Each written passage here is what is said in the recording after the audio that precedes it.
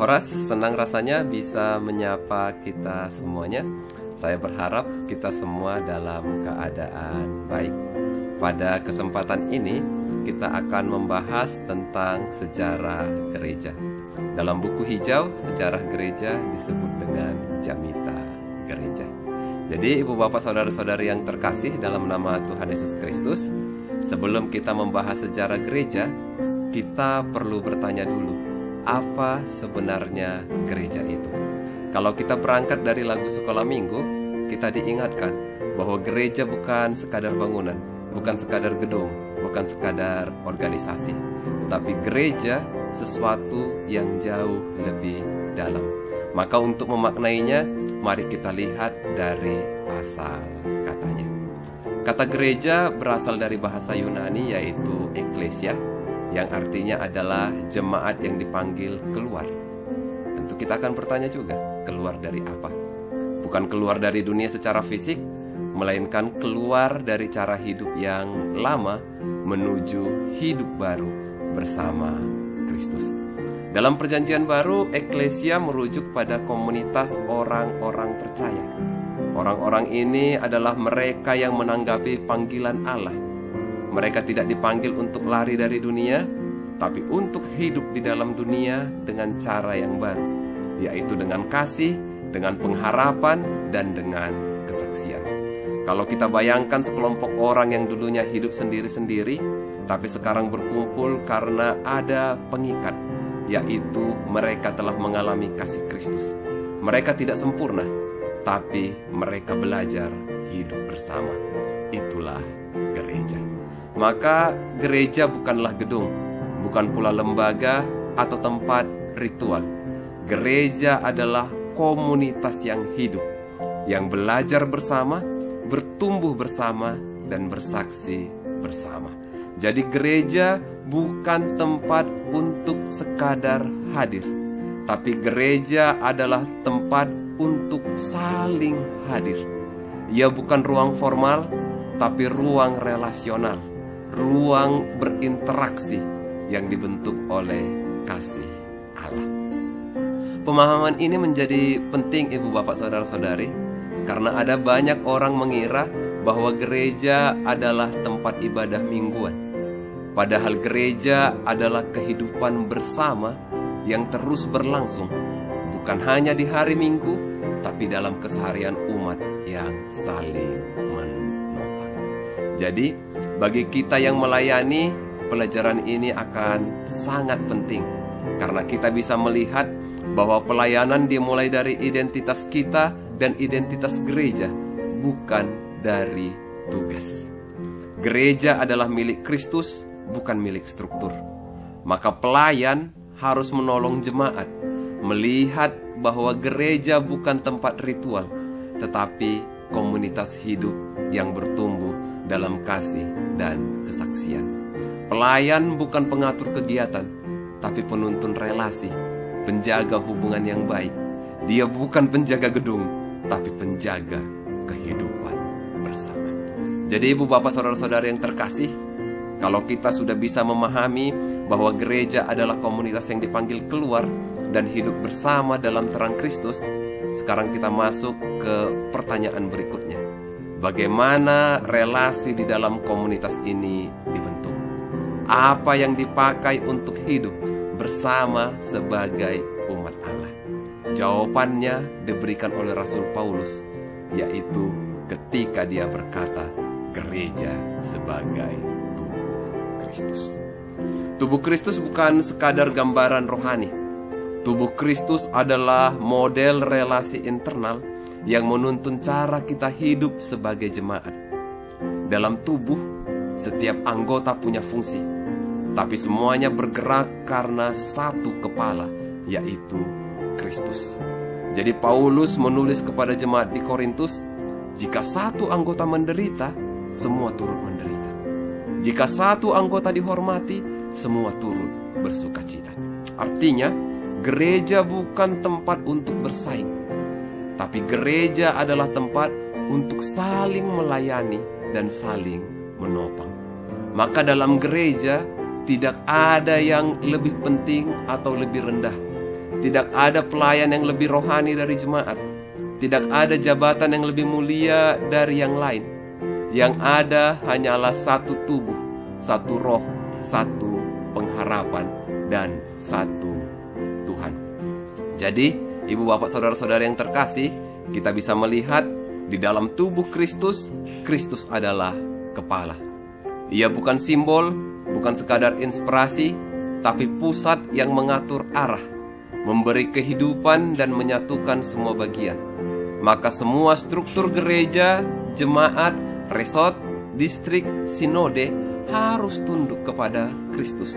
Bukan kepada tradisi, bukan kepada kekuasaan, tapi kepada Sang Kepala yang hidup. Ketika gereja melupakan bahwa Kristus adalah kepala, tubuh akan kehilangan arah. Ia bisa menjadi kaku atau bahkan saling menyakiti. Tapi ketika Kristus menjadi pusat, tubuh itu akan hidup, sehat, dan bertumbuh. Jadi, bagi kita yang melayani, kita bisa melihat pelayan bukan pemilik gereja, tapi bagian dari tubuh yang dipanggil untuk melayani dengan kasih. Jabatan bukan tempat untuk mencari kuasa, tapi kesempatan untuk menopang yang lain. Pelayan yang sehat adalah pelayan yang tahu tempatnya dalam tubuh dan tahu kepada siapa tubuh ini harus tunduk, yaitu kepada Kristus.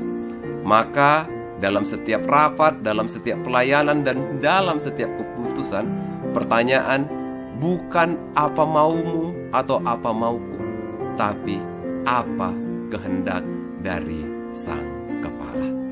Maka kita bisa melihat bahwa komunitas yang hidup sebagai tubuh Kristus ini tidak lahir dari rencana manusia, tetapi dari karya Allah sendiri. Mari kita lihat bagaimana gereja pertama itu lahir. Inang amang saudara-saudari yang terkasih dalam nama Yesus Kristus, setelah kita memahami apa itu gereja dan bagaimana relasi di dalamnya dibentuk, sekarang kita akan masuk ke sejarah gerejanya. Bagaimana gereja yang pertama itu lahir? Kita akan melihat bahwa gereja itu lahir bukan dari struktur organisasi, tapi dari pencurahan Roh Kudus. Gereja yang pertama lahir di Yerusalem, bukan dari rencana manusia, tapi dari karya Allah sendiri. Pada hari Pentakosta, Roh Kudus dicurahkan. Para murid yang tadinya takut mulai berbicara dengan berani. Para murid berkumpul, berdoa, makan bersama, dan saling menolong. Mereka hidup sebagai keluarga rohani. Kita bisa melihat tidak ada gedung megah, tidak ada struktur formal, tapi yang ada adalah kasih yang nyata. Yang ada adalah keberanian yang lahir dari pengharapan. Yang ada adalah kehidupan bersama yang dibentuk oleh Injil. Tapi ibu bapak saudara-saudara yang terkasih, kasih itu segera diuji. Kekaisaran Romawi memandang mereka sebagai ancaman. Mereka dikejar, ditangkap, bahkan dibunuh. Tapi justru di tengah tekanan itu, gereja bertumbuh. Mereka tidak lari dari iman. Mereka masuk ke lorong-lorong bawah tanah yang disebut katakombe. Di sana mereka beribadah, berdoa, dan menyatakan kesetiaan. Di dinding-dinding tersembunyi mereka menggambar iktus, simbol ikan yang berarti Yesus Kristus anak Allah juru selamat. Kalau kita melihat Bibel bahasa Batak Toba yang warna hitam, kalau kita melihat ada gambar ikan, itulah iktus, simbol yang menyatakan Yesus Kristus anak Allah juru selamat. Jadi kita bisa melihat seperti lilin yang menyala di ruang gelap, iman mereka tidak padam. Justru dalam gelap, terang itu terlihat paling jelas. Bagi kita yang melayani, kita bisa melihat pelayanan bukan soal fasilitas, tapi soal kesetiaan dalam segala keadaan. Komunitas yang sehat lahir dari kasih yang nyata, bukan dari struktur yang megah. Kita sama-sama belajar bahwa simbol iman seperti iktus dan katakombe mengingatkan kita bahwa kesaksian tidak selalu harus besar. Yang penting adalah kejujuran dan keberanian. Pelayan masa kini, kita perlu belajar dari jemaat mula-mula. Mereka berakar dalam doa, mereka berakar dalam pengajaran, mereka hidup bersama, bukan dalam popularitas atau kenyamanan. Tapi ketika penganiayaan mulai meredah, tantangan baru muncul. Gereja tidak lagi ditekan dari luar, tetapi mulai diuji dari dalam. Pertanyaan mereka adalah, bagaimana menjaga arah iman di tengah ajaran-ajaran yang membingungkan? Disinilah kita masuk ke dalam babak yang berikutnya, yaitu tentang munculnya konsili dan pengakuan iman. Saudara-saudara yang terkasih, setelah gereja mula-mula bertumbuh di tengah tekanan, muncul masa baru ketika penganiayaan mulai meredah dan gereja mulai mendapat ruang untuk bernafas. Tapi justru di masa yang tenang itu muncul tantangan baru, bukan dari luar tapi dari dalam, yaitu bagaimana mereka menjaga arah iman di tengah ajaran yang membingungkan. Ketika gereja mulai dikenal dan diterima, banyak orang mulai mengajarkan hal-hal yang membingungkan tentang Yesus. Ada yang berkata bahwa ia hanya manusia biasa, ada pula yang menganggap ia bukan sungguh Allah. Jemaat menjadi bingung. Maka gereja tidak bisa tinggal diam. Mereka tahu jika arah iman tidak dijaga, maka komunitas yang dibentuk oleh Injil bisa kehilangan pusatnya. Maka diadakanlah pertemuan besar yang disebut konsili, yaitu pertemuan resmi dari para pemimpin gereja dari berbagai wilayah. Konsili ini bukan sekadar rapat, tapi tempat di mana para gembala jemaat, penatua dan pengajar berkumpul untuk berdoa, berdiskusi, dan mencari kesatuan iman. Di konsili yang pertama, sekitar tahun 300-an, para pemimpin gereja menegaskan bahwa Yesus adalah sungguh Allah, bukan ciptaan atau sekedar utusan. Beberapa puluh tahun kemudian di konsili berikutnya, mereka juga menegaskan bahwa Yesus adalah sungguh Allah dan sungguh manusia. Dua kodrat itu tidak bercampur, tetapi bersatu dalam satu pribadi. Satu hal yang perlu kita catat, konsili-konsili ini tidak menciptakan ajaran baru, tetapi konsili ini menegaskan apa yang sudah diimani sejak para rasul, bahwa Yesus adalah anak Allah yang kekal, satu dengan Bapa. Di tengah kebingungan ajaran dan banyaknya jemaat baru, gereja merasa perlu merumuskan pengakuan iman yang ringkas, yang jelas, dan bisa diucapkan bersama. Pengakuan ini bukan untuk menggantikan Alkitab, tetapi untuk menolong jemaat memahami inti iman Kristen. Salah satu pengakuan yang paling terkenal adalah pengakuan iman rasuli. Ia mulai berkembang sejak abad kedua dan mencapai bentuk finalnya di sekitar abad ke-7 di gereja barat. Meskipun bukan hasil satu konsili, pengakuan ini lahir dari semangat yang sama, yaitu untuk menjaga kemurnian ajaran dan membimbing umat dalam pengenalan iman yang benar. Maka ketika kita mengucapkan pengakuan iman di setiap hari Minggu, kita sedang berdiri bersama gereja sepanjang zaman, dari para rasul, para martir, hingga hari ini. Maka ibu bapak saudara-saudara yang terkasih, bagi kita yang melayani, kita bisa melihat bahwa pelayan harus berakar pada pengenalan yang benar tentang Kristus, bukan hanya pada semangat atau tradisi. Pengakuan iman bukan sekadar hafalan, tapi penuntun arah pelayanan agar tidak tersesat oleh ajaran yang menyimpang. Pelayan perlu memahami bahwa teologi bukan milik akademisi, tapi milik seluruh umat yang ingin melayani dengan benar. Pelayan juga harus tahu bahwa kita harus mampu menjelaskan iman dengan sederhana tetapi dalam. Semua ini tujuannya hanya satu, agar jemaat tidak hanya percaya, tapi mereka bisa mengerti apa yang mereka imani. Jadi, Itu yang bisa kita lihat di bagian-bagian awal ini. Ibu bapak saudara-saudari yang terkasih, setelah gereja menegaskan arah imannya melalui konsili dan pengakuan iman, ia mulai bertumbuh secara struktur dan pengaruh. Tapi pertumbuhan itu membawa tantangan baru. Ketika gereja mulai berubah dari komunitas rohani menjadi lembaga yang kuat. Ini yang kita lihat tadi. Setelah penganiayaan mereda, jumlah jemaat bertambah dengan cepat. Gereja mulai membangun tempat ibadah, menetapkan para pemimpin, dan menyusun aturan hidup bersama. Karena jemaat tersebar di berbagai wilayah, muncullah struktur kepemimpinan yang lebih teratur. Di setiap kota ada penutua atau uskup. Jemaat di Roma dianggap sebagai jemaat yang paling tua dan paling penting. Maka uskup Roma mulai dihormati dengan lebih tinggi. Dan lama-kelamaan uskup Roma disebut sebagai paus, yang berarti Bapa. Kita akan melihat bahwa gereja mulai berubah dari komunitas yang sederhana menjadi lembaga yang kuat dan berpengaruh. Ia tidak hanya mengatur ibadah, tapi juga pendidikan, hukum, bahkan urusan politik. Banyak dari raja dan bangsawan tunduk kepada keputusan gereja.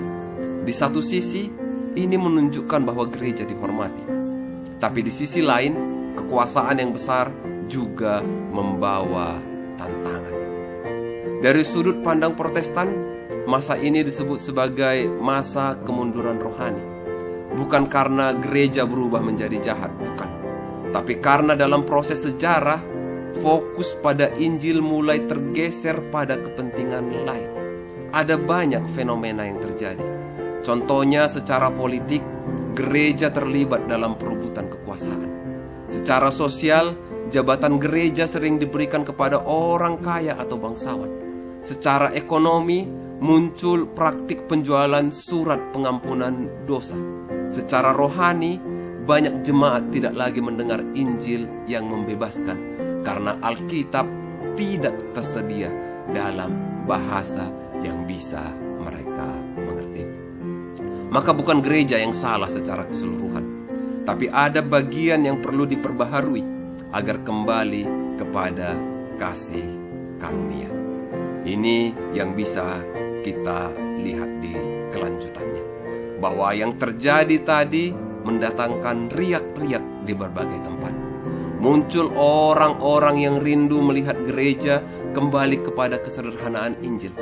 Mereka bukan pemberontak, tapi pelayan yang ingin gereja kembali kepada Kristus. Beberapa dari mereka mulai menulis, mengajar, dan menyerukan pertobatan. Mereka menolak praktik yang menyimpang. Mereka mengajak jemaat untuk membaca Alkitab. Tapi suara-suara ini belum membentuk gerakan besar, tetapi ini masih merupakan benih yang kelak akan tumbuh menjadi reformasi.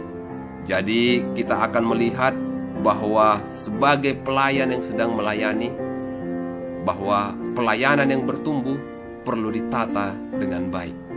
Tapi kalau dia sudah bertumbuh, struktur dari pelayanan itu tidak boleh menggantikan kasih dan kesederhanaan Injil. Pemimpin gereja, pelayan gereja harus dihormati bukan karena jabatannya, tapi karena keteladanan dan kesetiaan pada Kristus. Pelayan masa kini perlu menjaga agar pelayanan tidak berubah menjadi kekuasaan, tetapi tetap menjadi pengabdian. Kita harus mengingat ini, bahwa pelayan harus menjadi suara pembaharuan, bukan pengikut kebiasaan yang sudah tidak sehat. Pelayan harus berani mengajak jemaat kembali kepada Alkitab, bukan hanya kepada tradisi. Pelayan harus memelihara semangat pertobatan, karena gereja yang sehat adalah gereja yang terus diperbaharui oleh kasih karunia. Maka ibu bapak saudara-saudari yang terkasih, setelah kita melihat bagaimana tadi gereja bertumbuh dan mulai bergeser dari Injil, sekarang kita masuk ke titik balik sejarah. Ketika kerinduan akan pembaharuan mencapai puncaknya. Ketika suara-suara itu datang dari dalam gereja. dari diri seorang pelayan yang sedang bergumul dengan rasa bersalah dan menemukan pengharapan dalam firman Tuhan. Kita akan melihat pergerakan Protestan atau pergerakan Reformasi. Namanya Martin Luther, tentu sudah tidak asing lagi bagi kita. Ia seorang biarawan dan pengajar teologi di Jerman. Ia merasa tidak layak di hadapan Allah. Dia takut akan hukuman dari Allah. Ia mencoba hidup sebaik mungkin, tetapi semakin dia mencoba, semakin dia merasa jauh dari kasih karunia. Sampai suatu hari ketika dia membaca surat Roma, dia menemukan suatu kalimat yang mengubah segalanya, bahwa orang benar akan hidup oleh iman. Luther menyadari bahwa keselamatan bukan hasil usaha manusia, tetapi anugerah Allah yang diterima dengan iman. Bukan karena dia cukup baik, tapi Kristus sempurna. Jadi pada tanggal 31 Oktober 1517, Luther menempelkan 95 dalil di pintu gereja Wittenberg. Ia tidak bermaksud memecah gereja, tapi dia ingin memanggilnya kembali kepada Injil. Ia menolak praktek penjualan pengampunan dosa dan menyerukan agar gereja kembali kepada kasih karunia. Disinilah lahir gerakan yang disebut reformasi. Kita perlu mengingat, reformasi bukan pemberontakan, tetapi reformasi adalah panggilan untuk kembali kepada sumber kehidupan, yaitu Injil Yesus Kristus. Maka kita bisa belajar. Reformasi lahir dari pergumulan rohani yang jujur, bukan dari kemarahan, tapi dari kerinduan akan kasih karunia. Sebagai pelayan, kita bisa melihat pelayan yang setia adalah pelayan yang berani kembali kepada firman Tuhan. Ia tidak hanya mengulang tradisi, tapi kembali menggali sumber kehidupan yang sejati. Dia tidak akan bersembunyi di balik topeng, ya selama ini seperti ini, kebiasaan kami seperti ini yang somal, tidak. Ia tahu bahwa keselamatan bukan hasil usaha manusia, melainkan anugerah Allah yang diterima dengan iman. Maka dalam pengajaran dan pelayanan ia tidak menambah syarat, tapi membuka jalan. Pelayan juga harus membuka ruang bagi jemaat untuk bertanya, untuk belajar dan bertumbuh. Gereja bukan tempat untuk menerima tanpa mengerti, tetapi ruang untuk bertumbuh bersama dalam pengenalan akan Kristus. Dan dari gerakan reformasi ini lahir 5 prinsip utama yang menjadi dasar iman Protestan. Kita akan melihatnya bahwa kelima prinsip utama ini bukan hanya slogan, tapi penegasan tentang siapa yang menjadi pusat keselamatan dan pelayanan kita. Yang pertama adalah sola scriptura, hanya Alkitab.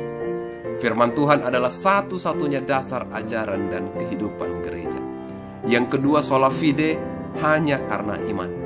Manusia dibenarkan bukan karena usaha, tapi karena percaya kepada Kristus. Yang ketiga sola gratia, hanya oleh anugerah. Keselamatan adalah pemberian Allah, bukan hasil kerja manusia. Yang keempat solus Christus, hanya melalui Kristus. Kristus adalah satu-satunya pengantara antara Allah dan manusia.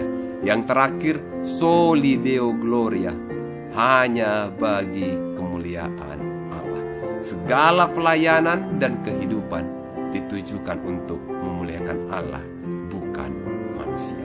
Jadi kelima prinsip ini bukan teori. Kelima prinsip ini adalah arah hidup. Mereka menuntun gereja untuk kembali kepada Injil dan menuntun pelayan untuk kembali kepada panggilan yang murni. Jadi kita bisa melihat reformasi bukan gerakan melawan gereja, tapi reformasi adalah gerakan kembali ke sumber kehidupan, yaitu Yesus Kristus dan firman-Nya. Ketika tradisi mulai menutupi Injil, para reformator menggali kembali Alkitab dan menemukan bahwa keselamatan adalah anugerah, bukan transaksi. Jadi, bagi pelayan yang memahami bagian ini, kita akan tumbuh sebagai pelayan yang setia, pelayan yang berakar dalam firman Tuhan, bukan dalam kebiasaan. Kita akan tumbuh dalam pengetahuan bahwa keselamatan bukan hasil dari usaha manusia, melainkan anugerah Allah yang diterima dengan iman. Maka dalam pengajaran dan pelayanan, kita tidak akan menambahkan syarat, tapi kita akan membuka jalan. Pelayan juga harus sadar bahwa tujuan pelayanan bukan untuk kehormatan pribadi, tapi untuk kemuliaan Allah. Inilah semangat Soli Deo Gloria, hanya bagi kemuliaan Allah.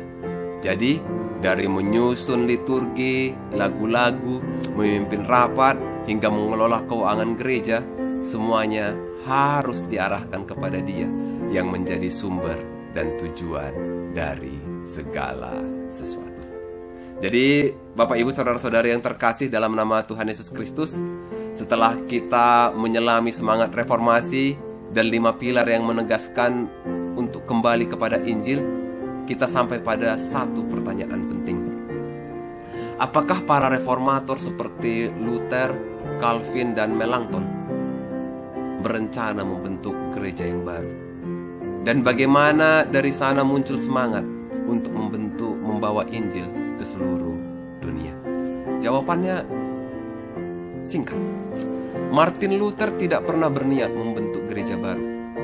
Ia ingin membaharui gereja yang ada, yaitu gereja Katolik, agar kembali kepada Injil. Tapi karena penolakannya terhadap praktik yang menyimpang, Luther dikucilkan dan dianggap sebagai bidah, sebagai orang sesat. Maka secara tidak direncanakan, terbentuklah komunitas-komunitas yang tetap setia pada ajaran reformasi. Inilah yang kemudian disebut sebagai gereja Protestan. Hal yang sama terjadi pada Philip Melanchthon, rekan Luther, dan juga John Calvin di wilayah Swiss dan Prancis. Mereka tidak mendirikan gereja baru dalam arti institusi yang sepenuhnya terpisah, tapi mereka membentuk jemaat-jemaat yang hidup dari firman. Mereka hidup dalam firman dan menolak tunduk pada otoritas gereja lama yang menolak pembaharuan. Maka gereja Protestan lahir bukan dari ambisi, tetapi dari panggilan untuk setia kepada Injil. Kemudian gereja ini berkembang, dan berkembang. Tapi Ibu Bapak Saudara-saudara yang terkasih, 100 tahun setelah reformasi, gereja-gereja Protestan mulai mengalami kekakuan. Ajaran benar, tapi kehidupan rohani mulai kering. Banyak jemaat hanya tahu doktrin, hanya tahu ajaran, tapi tidak mengalami pertobatan pribadi. Disinilah muncul gerakan Pietisme, sebuah gerakan pembaharuan rohani yang lahir dari dalam tradisi Lutheran di Jerman. Gerakan ini menekankan yang pertama, kesalehan pribadi dan pertobatan sejati. Yang kedua, pembacaan Alkitab secara pribadi. Yang ketiga, adanya kehidupan doa dan pelayanan sosial. Yang berikutnya, adanya tanggung jawab untuk menyebarkan Injil. Pietisme bukanlah aliran baru, tetapi roh pembaharuan dalam tubuh gereja Lutheran yang sudah mapan. Dari semangat Pietisme inilah lahir lembaga-lembaga pendidikan dan pelayanan yang tidak hanya membina rohani, tapi juga mengutus pelayan ke luar negeri. Salah satu yang terkenal bagi kita adalah RMG, badan misi dari Jerman yang berdiri pada abad ke-19. RMG mengutus misionaris ke berbagai belahan dunia, ke Afrika, ke Asia, dan termasuk juga ke Nusantara. Para misionaris RMG ini belajar bahasa lokal, mereka tinggal bersama masyarakat, membangun jemaat dari bawah, menerjemahkan Alkitab, dan mendirikan sekolah. Kita bisa melihat bahwa misi bukan ekspansi kekuasaan, tapi misi mereka adalah ekspresi kasih. Mereka datang bukan membawa sistem, tapi membawa firman Allah. Bagi kita yang melayani, kita bisa melihat bahwa pelayanan yang sejati lahir dari perjumpaan pribadi dengan Injil, bukan dari ambisi atau proyek. Pelayan yang mengalami kasih karunia akan terdorong untuk membagikannya. Dan gereja yang hidup dari Injil akan menjadi gereja yang diutus. Pelayan bukan pembawa sistem, tapi pembawa kabar baik. Dan kabar baik itu hanya bisa hidup jika disampaikan dengan kasih dan kesetiaan. Maka pada bagian berikutnya kita akan melihat bagaimana gerakan dari RMG ini sampai ke Tanah Batak dalam sejarah gereja Batak. Sampai bertemu di pertemuan berikutnya. Tuhan Yesus memberkati.